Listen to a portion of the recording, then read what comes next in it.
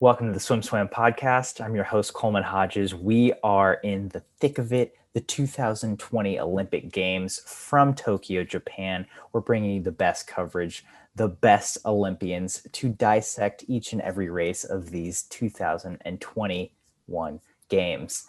And today we have Olympic icon, 100 free legend, James Magnussen.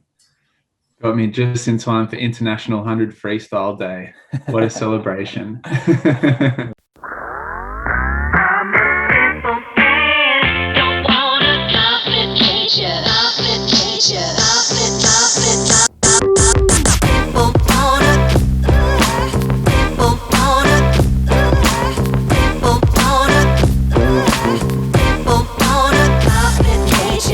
What a celebration indeed. We all love 100 Freestyle Day. It's the best day of the Olympics, in my opinion, in most people's opinions.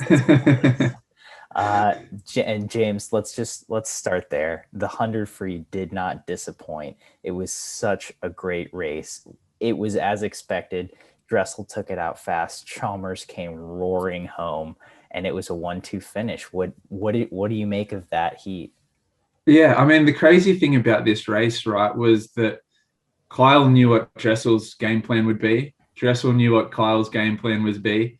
Everyone went in, eyes wide open. It panned out exactly as we all expected it to, and it came down to a touch, less than 1/10 of a second in it. From the Australian point of view, I'm really proud of Kyle and the swim that he did. I was a little bit nervous after his semi-final. He didn't look the best. And Kolesnikov, the Russian, came from nowhere in that semi, and I was like, oh no, this is like the bloody cast of a Rocky movie here. And and then Kyle pulled out his biggest swim on the biggest stage and made it one of the the biggest spectacles in world swimming that it always is. So I was really impressed with Kyle. Dressel, how he held on that last 5 meters, I'll never know. I was sure that Kyle was going to overtake him. So super impressive swim from Dressel, and what I reckon we'll see from Dressel from here on in for the rest of Olympics is domination. You could tell from the look on his face after that swim, that was the one he wanted. That was the big one for him, and now I reckon he's just going to dominate for the rest of the meet. I couldn't agree more. I am a little sad for Chalmers. It's like, especially because that's his event, right? I think that's his only individual. That's right. And he swam such a great race for him. I mean, he was out aggressively and then just did what he did on that second 50. I think people forget or maybe even don't realize how good Dressel's last 15 meters are. He doesn't breathe. He puts his head down and he can really finish. Chalmers' last 50 is just otherworldly.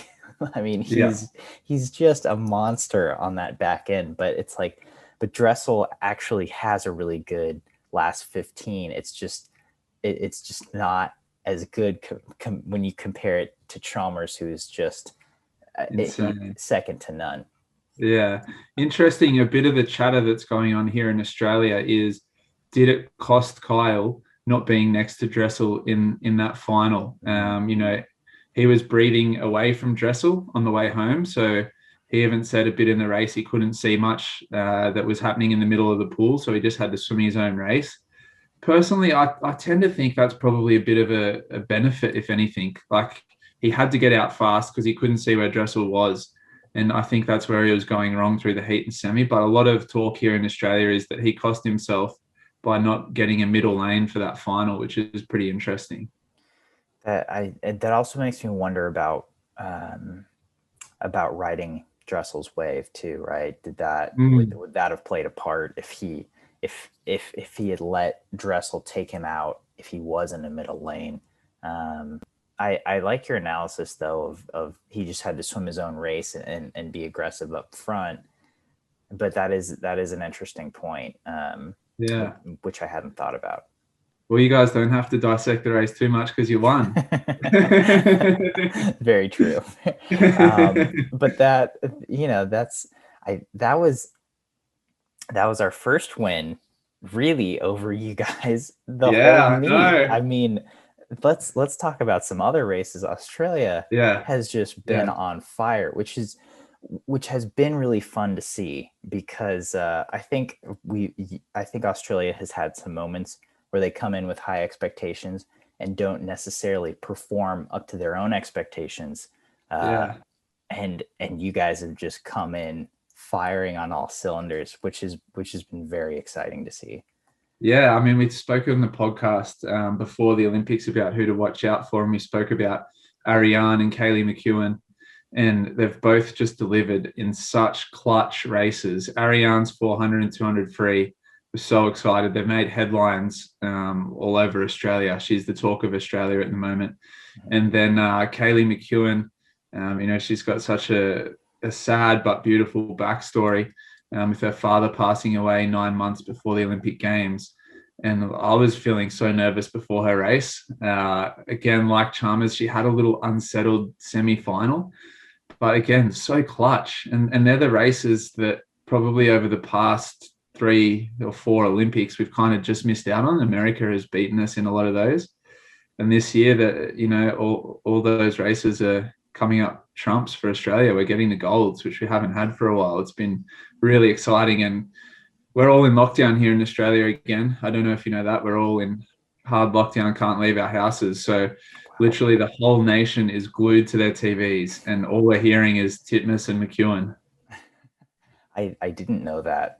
I know America is I don't know if we're going back into lockdown personally.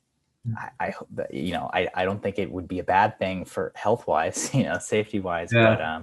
but it's certainly becoming a topic of discussion again. So didn't realize you guys were in lockdown. It makes sense, but it's super cool that in that moment you guys have these superstars ascending to watch. I mean, Mel and I were talking about it last night. So far Ariarne is the swimmer of the games. I mean, she's Yeah. just two so clutch races, as you said, swimming really controlled races and just coming home those last 50s, the last 100, and dominating. Yeah. So an interesting one that you guys might have known about. So we were all just tallying up that 4x200 freestyle today as a gold. We'd already counted that on our medal tally. And if Ariane had got the gold in that 4x2, she would then be racing Ledecky in the 800 freestyle to become the most successful Australian Olympian in history in one Olympic Games. So the record for the most Olympic gold medals in one Games is 3 by Ian Thorpe. Stephanie Rice also got that. I think there might have been maybe 1 or 2 other athletes in the past. But if Ariane could have got 4 gold medals at this Olympics, it would have made her our most successful Olympian in history. How crazy is that? Unfortunately, we counted our chickens before they hatched. Our 4x200 relay got defeated today, but I can't wait to see Ariane and Ledecky go head to head again. Ledecky, I feel like she bounced back in that relay, had a great split. And strangely, as Australians, we've just got this kind of feeling at the moment that Ariane is unbeatable. So I can't wait to see how that 800 freestyle plays out. I couldn't be more excited for that. I do want to hit on the 4x2 because again, that one was heartbreaking to watch for you guys. It was such an exciting race. I mean, with China and Australia going back and forth, we kind of thought like the whole race, it was kind of like, okay, US is like, we're in it, we're not like totally out of it, and then Ledecky bringing us back, and it's like, oh my god, we're passing Australia, can we pass China? And it was just such a great race, Yeah. from start to finish. But yeah, again, you guys were like such the heavy favorites. I mean, that was kind of like the 400 free relay where it's like, there's no way Australia can lose, and then you guys didn't.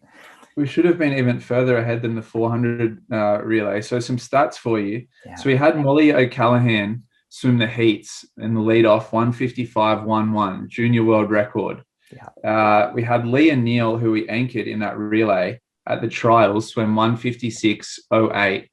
and they didn't swim her in the heat, put her straight into the final. Not only straight into the final, they anchored her against Katie Ledecky. Like, oh my God. So if we just swap Molly and Leah, we pick up a second there. Actually, by their splits, we probably pick up over a second with the relay changeover. If we swim our 4 fastest swimmers, which is Titmus, McKeon, Wilson, and O'Callaghan, if they just swim to their times they did at trials, we'd go 7:38.62 with no relay changeovers. 2 seconds faster than what China won the race with.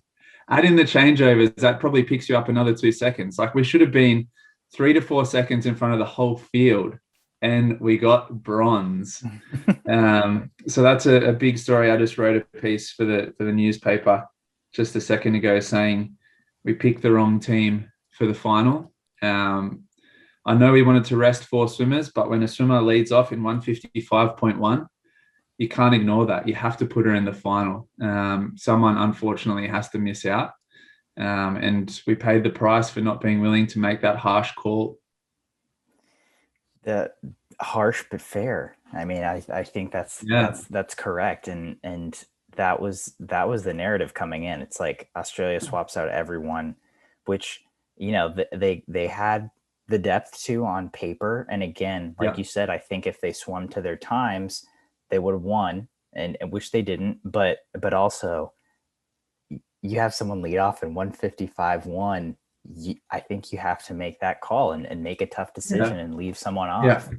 And probably as tough a decision as it is to leave someone off, it's equally tough on Molly O'Callaghan to leave her out of the team after swimming a 155.1. She must have been standing in those bleachers, standing in the grandstand, watching that, thinking, what do I have to do to be a part of this team? I just broke the junior world record, 155.1. I think she would have got 6th in the individual final of the 200 freestyle, and we don't pick her in our relay. Like, wow. Yeah, it was tough to watch from the Aussie. I don't have an Aussie perspective, but just thinking about you guys, it's like, oh man, that's tough. But you know, it's like that was the first moment you guys have looked touchable this meet, which is insane. Tell me, question for Team America. In Australia, we were asking questions as to, could America have medaled in the 4x2 men's if they swam Dressel? That is the exact question we were asking. Yeah. we were quite upset about it here at SwimSwam, at least. I mean, we think so, right? We think we certainly could have gotten silver if and that's not to, you know, we know Zach Apple split 147. He went out, he certainly went for it. He paid the price in that last 50, but and we're not saying, oh, if we switched out Zach Apple for Dressel, not our argument, but we do think if Dressel would have been on the relay, he certainly could have added enough to put us in medal territory. And like Chalmers, he gets the full day to recover before the final of the 100 free. It's not like it's the next event or anything like that. Yeah, so we're not happy with that coaching decision at all. Because we really feel like he could have added that X factor that pushes us over the edge. We don't have pipe dreams of gold. Great Britain swam. That British team was fast.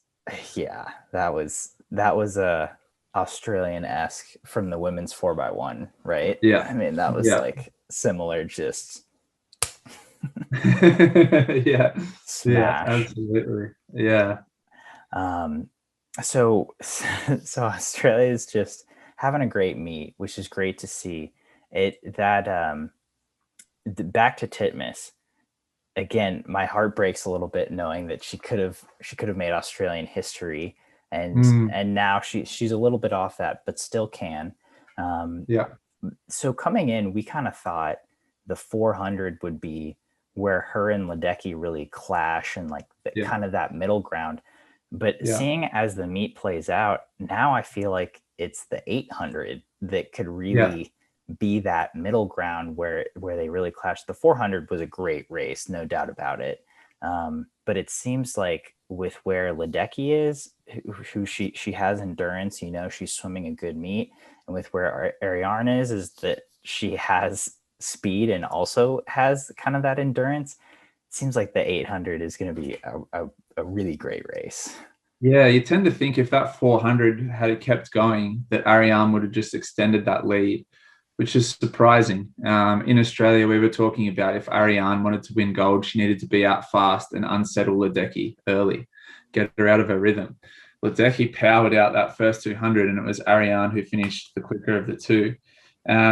The thing that scares me about Ledecky was how well she swam in that relay. I feel like she's really bounced back. I feel like that 1500 freestyle really lifted a weight off her shoulders. She's got her individual gold now. Now I think for her, this 800 free is just a straight head-to-head race. And when it comes to head-to-head races, Ledecky's probably lost 2 in her whole life, and they're both to Ariarne Titmus. So, yeah, I think Ariarne will be full of confidence. I mean, you guys have probably seen some coverage now of what her coach is like.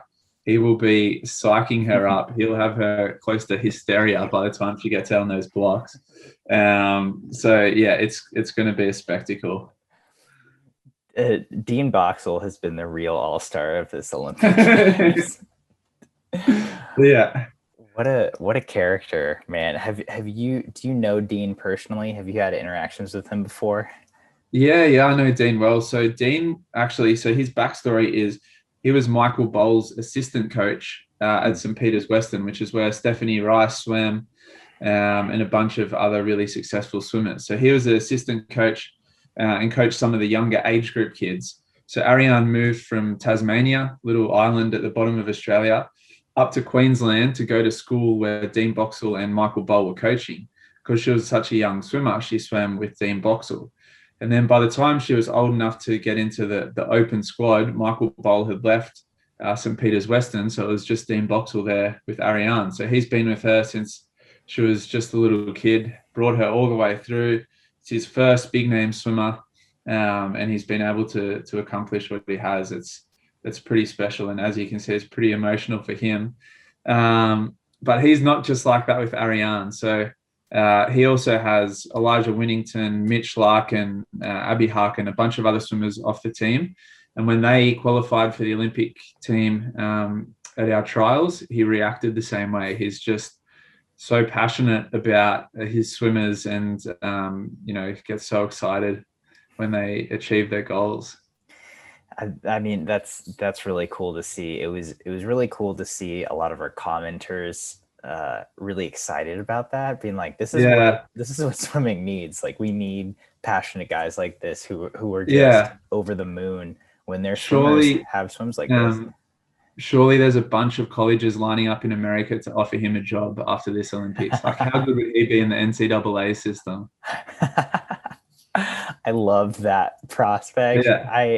I mean, I wouldn't want to pull him away from Australia just because he's doing so great, but I do love that idea of getting him. Yeah, I think that's his exact environment. I mean, in Australia, he's great, but we don't get a lot of domestic racing here. I think in an NCAA environment where he's got a whole squad that he can go nuts about, I reckon he'd thrive. Yeah, I don't think you're wrong. Yeah. I think that would be great. Man, that's going to be the talk of the comments now. We got to get that going. Yeah, put in the comment section which college you're from and why you want Dean Boxall, and I'll forward those messages onto him. We're gonna drop that below for 100%. Yeah. And one quick note was that while Ariarne Titmus did come up with him from the age group rankings, I think it speaks to what he had done with Titmus that Elijah Winnington just recently made the move to go train with him in the past year, 18 months, right? Yeah. About the last 12 months he moved over. Yeah. And so, I mean, it seems like he's really developed as not only a coach, but a high performance coach as well, to have a top athlete in Elijah make the move to kind of switch things up and trust that he can get the job done with Dean, which he did. He made the Olympic team in 200 free and 400 free individually. Yeah, it'd be an interesting camp at the moment, the Boxall squad, because obviously Ariane had the meet that we all dreamed of. Elijah had a really good trials, and I think a lot of people here in Australia expected him to go on with that in the 400 freestyle. And if you look at the way the race played out, it was wide open for the winning. That was a race that I think Jack and Elijah could have potentially won, given different circumstances. But yeah, so that's the challenge for an Olympic coach, right? You got to ride the highs and lows with your athletes within the squad and make sure that you try and keep an even keel so they don't feel your emotions too much. But for Dean Boxall, it sure spills over sometimes. that is for sure, as we've seen. But yeah, I mean, it certainly hasn't gone perfect for his squad, but it just seems like for Team Australia, things have gone pretty well so far. Yeah, I think the big example of that for us was today. So we had Zach Stubblety-Cook win a gold medal in the 200 breaststroke.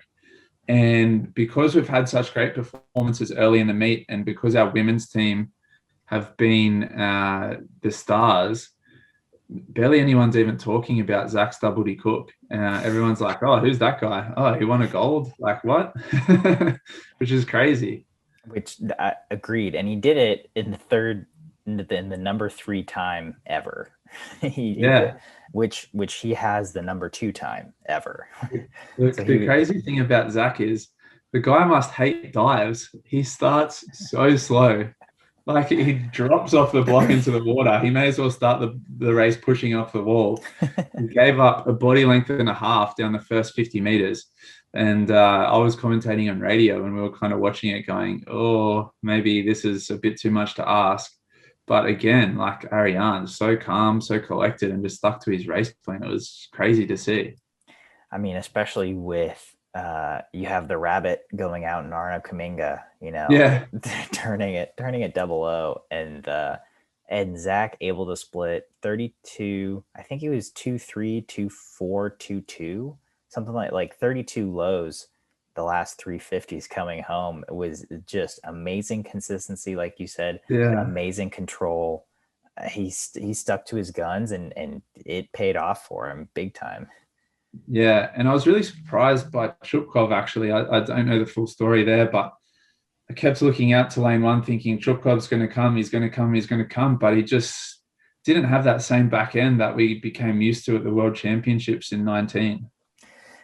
Agreed. He looked, my brother and I were joking, like he looked he like relaxed too much in semis, maybe that's just how it looked. He always looks so long until the last 50. And then, in finals, it was kind of the same thing. Like it looked like he was just like too long that first 150. And then obviously he did bring it home, and he got 4th. He was just off the medals, but it also seems like he said to Russian media, he's pretty much done now. He was going to retire after the 2020 games, and then they obviously got pushed back a year. And so it seemed like he was kind of, he might have been out the door already. Yeah, he was checked out mentally. That's interesting. Which again, I don't know the full story. I don't know everything that's going on with him, but that was a bit of a surprise. But I kind of thought we might see another 206, but then again, through prelims and semis, it was a little slower than expected. So it's like, oh, okay, yeah, well maybe people are off their game, but not Zach Stubblety-Cook. Yeah, it's been interesting. Some events have been super fast and a lot more depth than we've seen before. Yeah. And then some events have been, quite slow. Like the 400 IM was like slower than I ever expected. We're in Australia going, oh my God, Brandon Smith was happy to make the team. He's ranked 1st. What's going on? And then I'm sure with Kalish, like he would have been as surprised as we were for him to win in 409. Like, that's surprising to me. Yeah, I mean, if someone had said, 409 wins, and there's only one 409 in the finals. It's like, Yeah. no. Like, Yeah. you must not know swimming. That doesn't even win US trials normally. It doesn't go close. Right. Yeah. It's, I was talking with someone else about this yesterday. It's like from event to event. So, yeah, it's like you said, some are really fast, some are really slow, but it's like, it's not like, oh, well, the shorter events have gotten faster and the longer events have gotten slower. It's just completely random. Like women's 400 free, not just Titmus and Ledecky, like everyone was fast. Like, third was 401, I think. Yeah. It's like, so some of the events are really fast, even the longer ones in the 200s and stuff. And then some just don't have it. The interesting one probably tomorrow for the women's 100 freestyle. So Emma McKeon goes in as very short price favorite here in Australia, certainly, broke the Olympic record in the heats. But the rest of the field looks a little sluggish. I thought we might have, not this year, but heading into 2020, I thought we're going to have multiple swimmers looking to break that 52 barrier, really progressing that women's 100 freestyle. And it's taken a big step backwards in the last year. It looks like Emma and then Daylight. I mean, maybe Kate might challenge. I don't know how Penny is going to go, but certainly not the depth that I expect to see in a women's 100 freestyle field. I think we're coming from two different perspectives. You're coming from Australia, where you guys had 4 women go 52 at your trials. Yeah, we're spoiled. And we were stoked to see Abby Weitzel break 53 seconds for the first time in her career yesterday. So it's like, to us, that final is pretty fast. Yeah. Okay. What about 50 freestyle? Do you see anybody challenging Dressel now, or untouchable after the 100? Yeah, I think we had talked about it. The 100 free was the race for him. Like, if he was going to get challenged, it was going to be in that race. The 100 fly, like on paper, Christoph Milak has been 50.1, but it's like, after, and it could still be a very good race, but like after that, you have to think that Dressel, like you said, is just going to dominate. And I think we said the 50 is like his best shot at a gold. We think that no one's really going to touch him, especially, he can close a race, but like his first 15, he's a body length ahead. It's just like, it's just not fair. Yeah, it's untouchable. I can't believe. And no one's made any ground since 2019, since the Worlds. No one's made any ground on that 15-meter start. Not even close. Yeah, no one worked on that one while they were in lockdown. Or if they did, it hasn't shown yet. Yeah, absolutely.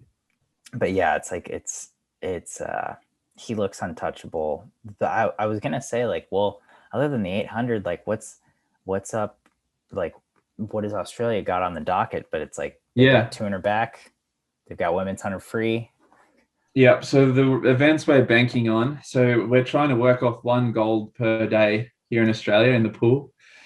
Today it was meant to be the 4x200, but we got Zach Stubblety Cook, so we're still happy. Yeah. Still got a gold a day. The next one will be Emma McKeon, 100 freestyle. Then we've got Kaylee McEwen, 200 backstroke. I actually think Kaylee McEwen's best event is 200 backstroke. I think she's better there than the 100. I think she can settle into a race plan. And now that she's won the 100, I think she'll blitz that. Actually, having watched the women's 200 IM, I think if Kaylee McEwen did that, she could have won it. I think that was a very winnable race. She probably doesn't mind now because she got the gold in the 100 back, but I think in hindsight, it's another Olympic gold. It wasn't that strong of a field. I think she could have won that. And then the other one that we're looking forward to, mixed 4x1 IM and 4x1 IM women's. I think we can pick up medals in both of those. The women's 4x1, I think we can get gold if we can get a breaststroker up and going. But with Lily King not being as dominant as we expected, not winning. Obviously, you had the other breaststroker win, but I think we're now a little bit closer to you guys in that event. That's probably flip a coin. It's going to be super exciting to round out the meet.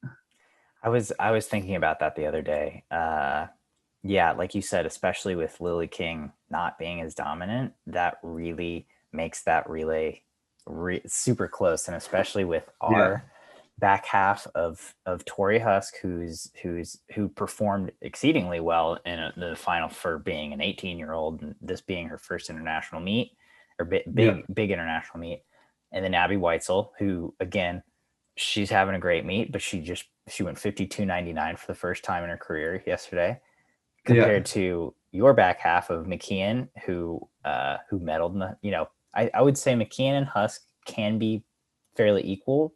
McKeon close. obviously a lot more international experience, but then Yeah, Kate Campbell, who has already split 51 at this meet yeah, on an anchor.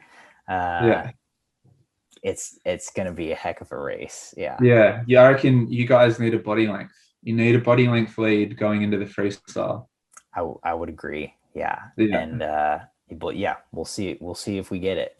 yeah, I because it could be really interesting to have Reagan, Lydia, and Tori as our first, three teenagers yeah. as our first three legs. How do you Which think? How has Reagan's results been received over there? Should be happy with that 100 backstroke. I think so. I think after trials, a lot of the expectations were lifted off of Reagan's shoulders, Yeah, just because she was not as dominant. After trials, it was like, okay, Reagan made the team. That's a win. I think she, after those 2019 Worlds, she had 2 years to sit with all of that expectation and all of that yeah, pressure, and I think that weighed on her a lot. yeah, And so after trials, especially with her not making it in the 200 backstroke, it was just kind of like, okay, I get to go to my first Olympics. I get to have this experience, just kind of put it under the belt. It's like, I think she was happy with that 100 back medal. yeah, Obviously not her best, but I think over here we're just like, okay, if she medals, that's good. And like, yeah, and then getting silver in the 200 fly to boot, it's like, okay, that's great. Go yeah, yeah, Reagan. yeah. That was unexpected. Yeah, I mean, Yeah, especially like from the American standpoint, it's like her and Haley kind of flipped races in the final, because usually Reagan would go out and then Haley would come back on her the last 50, and yeah, Haley was out at the 150, and then Reagan came back the last yeah, 50. yeah, yeah. A lot of those races didn't pan out the way we expected. Funnily, in Australia, so this is the first Olympics we've ever done our trials the same as the US, just Mm-hmm. before the Olympics. And I don't think it's a coincidence that all the swimmers that we picked are in form and are competing the same way they did 6 weeks ago. It just, the more I think about it now, the more it blows my mind that we have gone through decade after decade of swimming our Olympic trials in March and then getting to August and going, oh, that swimmer's out of form. What happened? I can't believe it's taken us this long to copy you guys. I'm so relieved that we have, but I think that's a big reason why Team Australia is swimming so much better at this Olympics. And I'm glad you brought that up, because I think that's a big, it's a big deal, right? I don't think it's that you guys just crumble under pressure or can only compete in your home country, like which has been narratives thrown out before. It's like, I don't think Yeah, that's it. I think you guys would have four or 5 months without any yeah, competitions yeah, yeah. between It's your crazy. trials and your meet, and that's like a really long time. Yeah, yeah, and it always used to be the case. I mean, whenever I'd race internationally, I'd get up for that first relay. It was always the men's 4x1 would be my first event, Mhm. and I'd be standing on the box going, "I wonder how this is going to go," because I haven't raced in 4 months. I don't know where I'm at. I Yeah. don't know. Like I think I've trained well and I've prepared the best I can, but I don't know where my race fitness is at. I haven't swum at full speed because I haven't suited up in 4 months, and the more I think back to it now, the more I think, wow, that was crazy. What on earth were we thinking in Australia doing that? While we're sitting there watching the US win all these golds, going, no, our way is better. We're going to keep doing what we're doing. It's yeah. I'm glad you guys have found that, or hopefully will continue to find what works. And I'm just glad to see that Australia is performing the way they are, and it seems like they're swimming up to their potential. Because I think it's a bummer when you get to this biggest stage, and then you're kind of left with a lot of like, well, what ifs? Because now we're really seeing this true competition play out. We're seeing this Titmus versus Ledecky be really good races, and Chalmers versus Dressel really good races. And I think it's great for our sport. It's really exciting. I think that, look, I think the biggest rivalry in swimming has always been Team USA versus Team Australia. And I think, seeing this Olympics, I think we've really missed that. I think swimming's really missed that for a few years, because not many other countries produce the titans of the sport that Australia and America do. And to see both countries producing multiple big names that are in their peak form at the same time for an Olympic Games, it has made this so much more of a spectacle. Like, I think back to Rio, and it was exciting having Michael Phelps there. But were there as many big, memorable races as we've had this Olympics? Probably not. There was more favourites winning in Rio, and, the races were sometimes assumed long before they were swum who would win. This Olympics, it's been like, well, this person's come from nowhere. This person's come from nowhere. Chad Leclerc's out in lane 1 flying. Greg Pultz is out in lane 8. There's all these crazy swims. It's been so exciting as a meet. Couldn't agree more. And again, I think that's what gets people in seats watching our sport. I think that's what gets kids excited about swimming, is that, like, is the prospect of, like, well, anyone can do it. We don't know what's going to happen yet. Yeah. Does the Tunisian guy that won the 400 freestyle, does he train in America? Not to my knowledge. Okay. I'm pretty sure not. He's only 18. That was so random. Random. That might have been the surprise of the meet. Yeah. I mean, to have this kid who barely makes it into finals drop another huge personal best and win the Olympic gold medal.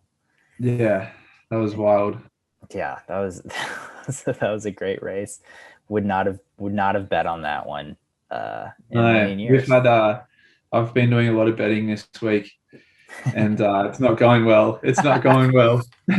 I needed Roman Chuck to win the 800 today, and he was looking good. But man, that was again one of the great races of the week, and I didn't expect it to be that tight, and for the lead to change that many times. That was super exciting. America must be pumped with that race. I was pumped. I don't know how America's feeling, but like that was and again, not just obviously it's like, oh yeah, go Team USA, but just from a swimming fan perspective, like, some dude comes home in 26.3 and passes 3 other guys on the last 50. Like, what? Yeah, that was insane. He wasn't even in it. He was not even, like, we were like, he's not going to medal. Like, he's out of it, And I also props to Greg for holding on to against those other guys. It's like, I totally thought Romanchuk was going to come home and pass Greg. And it's like, he held on from start to finish. It was impressive. We've seen a little bit of that from the older swimmers who are probably on their way out. So we had Chad Leclerc out of lane 8 in his semi, going nuts in the 200 butterfly. Greg Peltrineri. We saw Laszlo Shea in an outside lane in the heats of the 200 IM.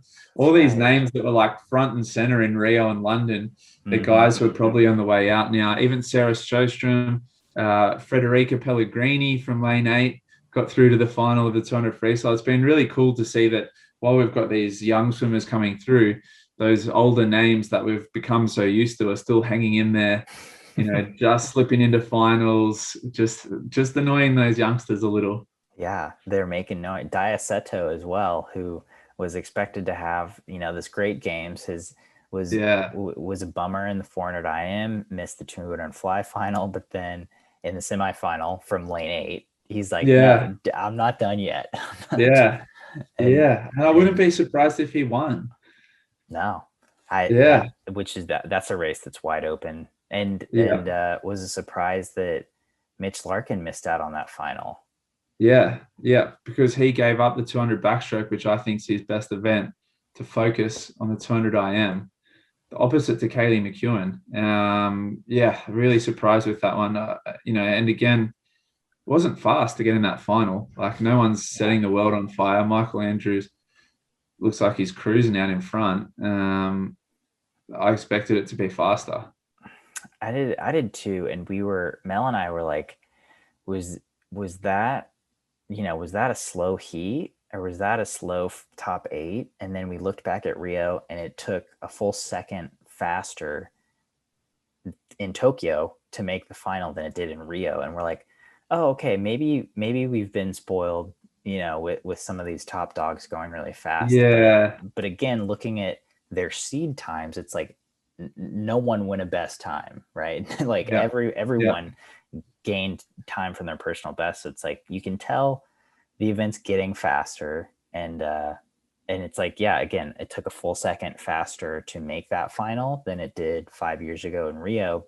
But still, it's like it didn't. There was no electricity. It didn't. I'm not sure if it's the post Michael Phelps era, or it's that we're now in the Caleb Dressel era, so our attention has moved elsewhere.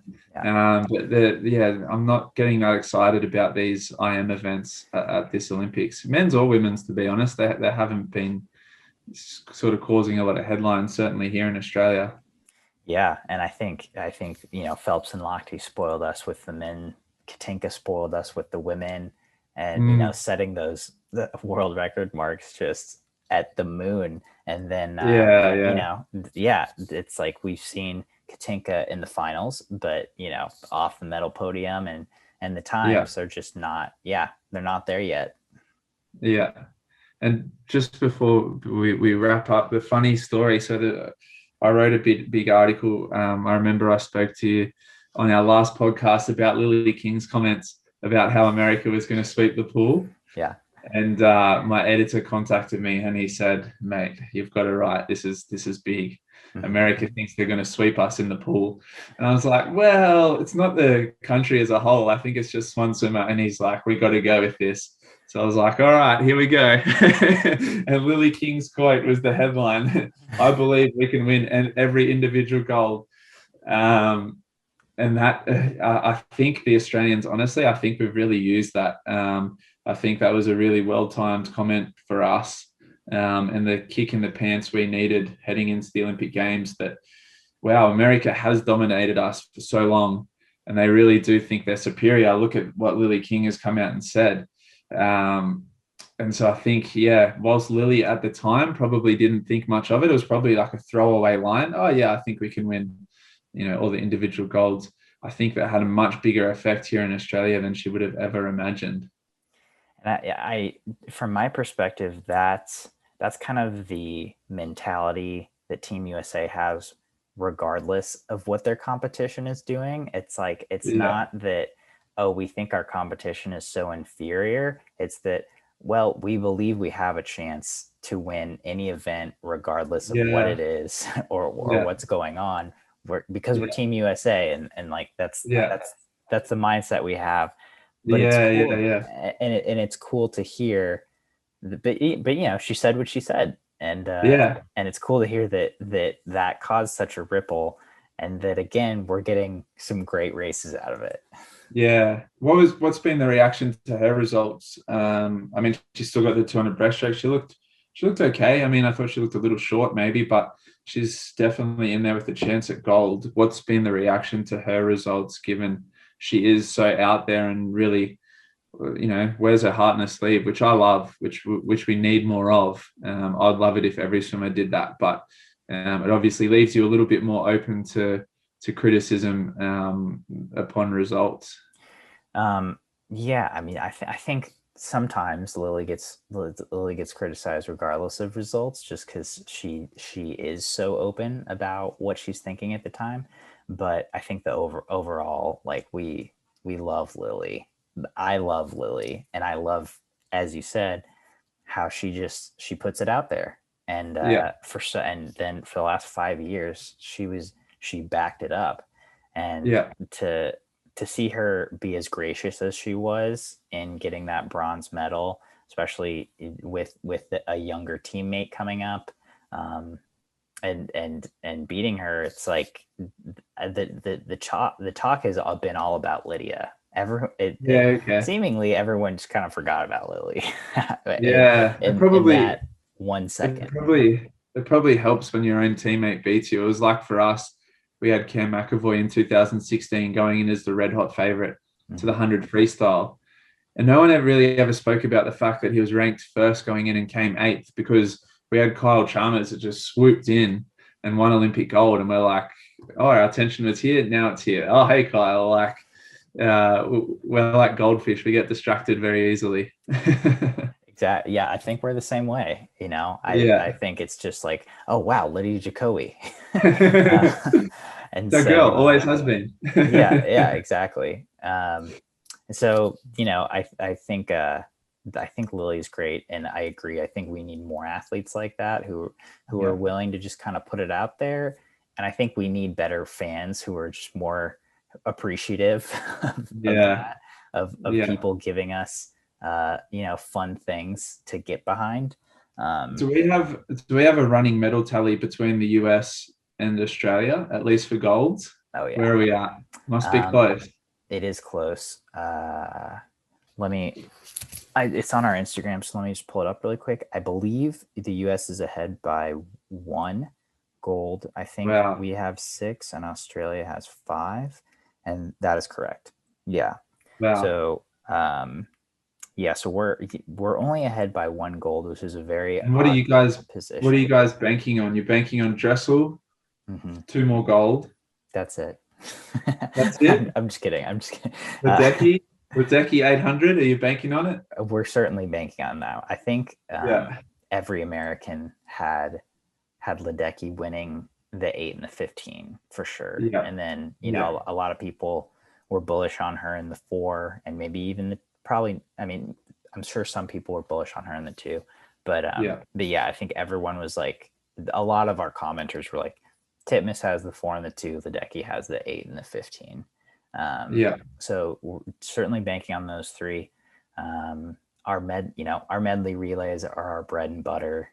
We're high on those, even though the rest of the world has caught up for sure. I'm not. I think we can win both, but it's going to be a good race in both, which is really exciting. And we think any race Simone Emanuel is ever in, she has a chance.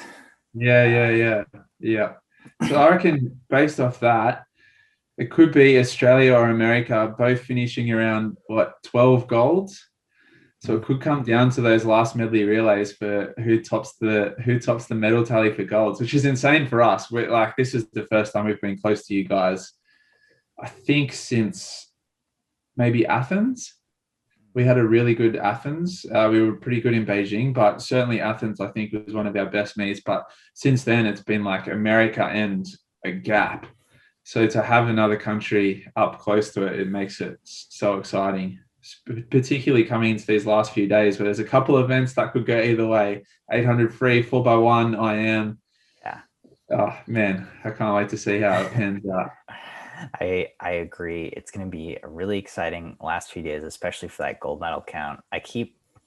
Every day I keep being surprised and looking at the medal table and being like, how are we not further? Like, how are they still so close? And again, it's great. It's exciting. It's a good competition, and it keeps everyone on their toes.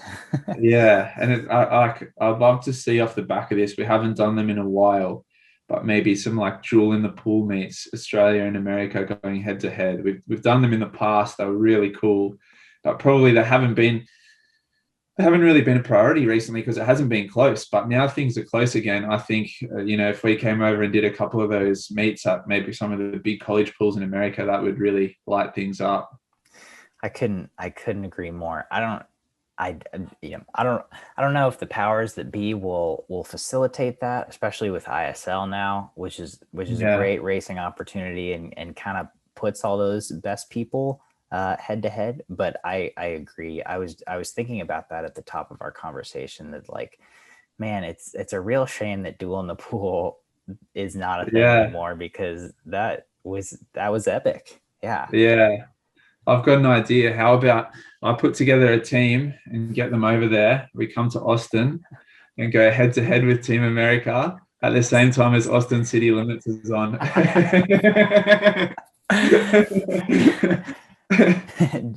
James, that's like too good of an idea. That's too good. Oh my God, that would be legendary. Yeah, I know. This is what I think about at night. This is what I think about. This is what keeps me up. Well, James, it's always a pleasure talking to you. I think we dissected the entire Olympic meet. This has been great. If you don't like this, then you're not a true swim nerd. I don't know what else to give you. Any parting thoughts before we sign off today? Oh, Kaylee McEwen for gold, 200 backstroke, and the race I'm looking forward to, Titmus versus Ledecky. And I can't wait to come on and dissect it with you afterwards when we find out who wins the most golds, because it is tight. You know that we're bringing you back for that conversation. But until then, have fun on the radio, have fun commentating, and go Team USA.